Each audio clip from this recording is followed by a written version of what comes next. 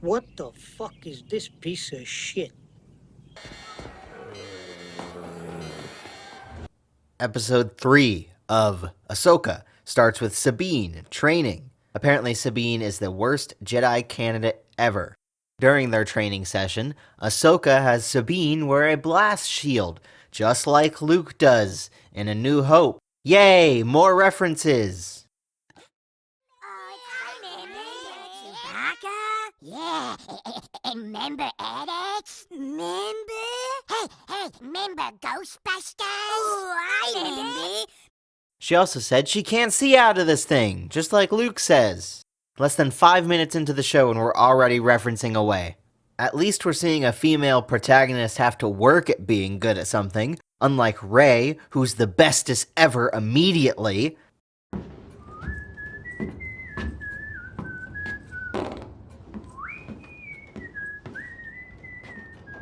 It's not much of a positive because there's still so much crap in this show, but hey, take it if you will.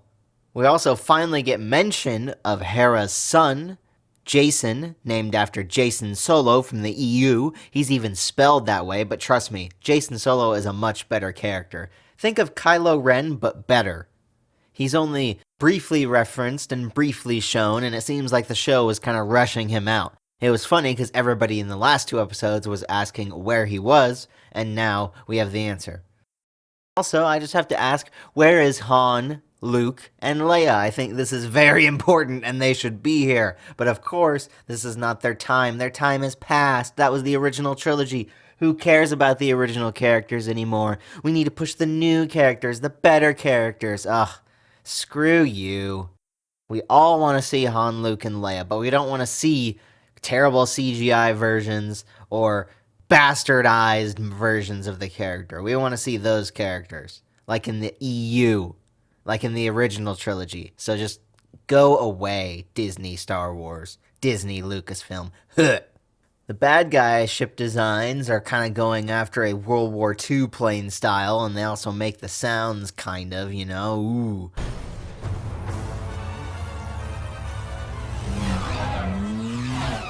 I didn't really like it too much. It kind of sounded like crappy muscle cars, not World War II planes, but whatever. And they're all painted all bright and weird. I don't like the design. It's weird.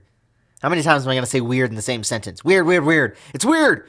Yeah, weird. I forgot to mention in the last episode that the bad guys are building this. I mentioned what they were doing, trying to get Thrawn over by a bridge, but the way that bridge is going to work is this huge ring like the Jedi night ships use to travel hyperspace. Forgot to mention the Eye of Sion, which is another crappy reference to Knights of the Old Republic 2, something way better than anything Disney Star Wars can come up with. Darth Sion, he's an interesting character. He uses his hatred to keep his body together because it's slowly crumbling. He's not the coolest character in the world, but he's kind of interesting. I came to warn you, Jedi.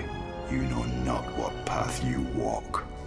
It also has super duper guns on it, and they blasted Ahsoka and Sabine's ship, but they were so lucky it wasn't blown up. Of course, go figure. Should have been blown to smithereens. At one point, Ahsoka gets out onto the spaceship to use her lightsabers to deflect spaceship laser blasts, and she slices a ship. You gotta be fucking kidding. And at one point, she's twirling in space like, hey, can you pick me up? So funny. No, it's so stupid. Oh my gosh. Let's just be silly and ridiculous with this as much as we can. Let's Power Rangers our Star Wars. Woohoo. The space fighting Ahsoka stuff was some of the cringiest stuff I have seen in a long time. Oh, maybe since Sabine getting stabbed by a lightsaber. Oh, but the cringe is not over yet, my friends. There is an episode of Star Wars Rebels where there are space whales. You heard that right, space whales. How do they breathe in space? Don't know. How do they live in space? Don't know. Apparently, according to the Jedi Archives, which there's a lot of things that are according to the Jedi Archives all of a sudden, there are intergalactic hyperspace lanes between galaxies, which, get this, follow the migration path of the space whales. Come on. How convoluted and pointless can you get? Oh my goodness, this is pushing on stupid.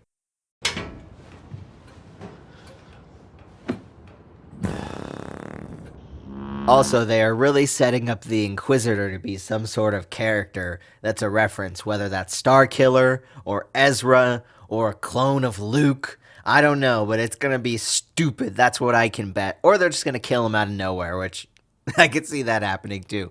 I guess the red-leafed tree planet is kind of cool. The design is okay. It's not the worst thing I've ever seen. At least it's kind of different. At the end of the episode, Stevenson's character tells the droids and troops to go hunt the Jedi. But why doesn't he go hunt the Jedi? Ahsoka's proven herself a very strong warrior against the Inquisitor as well as the droids, so why don't you go hunt her? I don't know.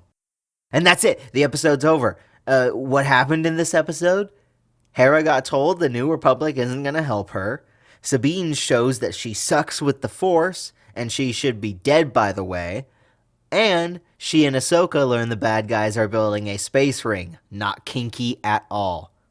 Also, I want to talk about a scene where Ahsoka is telling Sabine about the Force, that it resides in all living beings, and, similar to what Obi-Wan said in A New Hope. But she kind of taps into the idea that anyone can use the Force, which I don't particularly agree with.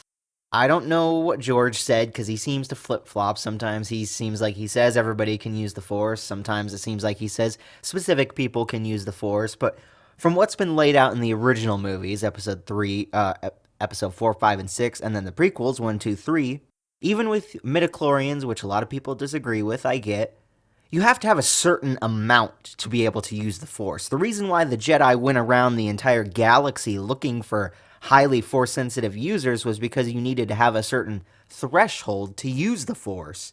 This show is slightly indicating that, you don't need a certain threshold, you just have to keep practicing at it. So why didn't they just grab any Joe Schmo off of Coruscant and just train the heck out of him to the point where you could force him to use the Force? Doesn't line up, it doesn't make sense, just more lore destroying in this crappy show. Anakin, he's not special, he's not different, Luke's not special, Luke's not different. No, they are, because they are extremely powerful with the Force. No matter how hard Sabine would train, she could train 30 hours a day forever. She would never get to the point that Luke or Anakin was, and that's a good thing. There should be powerful characters that others look up to. I don't know, it's just communism in Star Wars, making everyone equal. Ugh. Overall, acting is bland. Episode is boring as heck. One of the most boring things I've ever watched. 3 out of 10. Thank you all so much for watching. Thank you all for listening. Please give me a like. Please subscribe. Comment down below. It does help with the algorithm. If you're on Rumble, please give me a follow and like as well. Comment as well.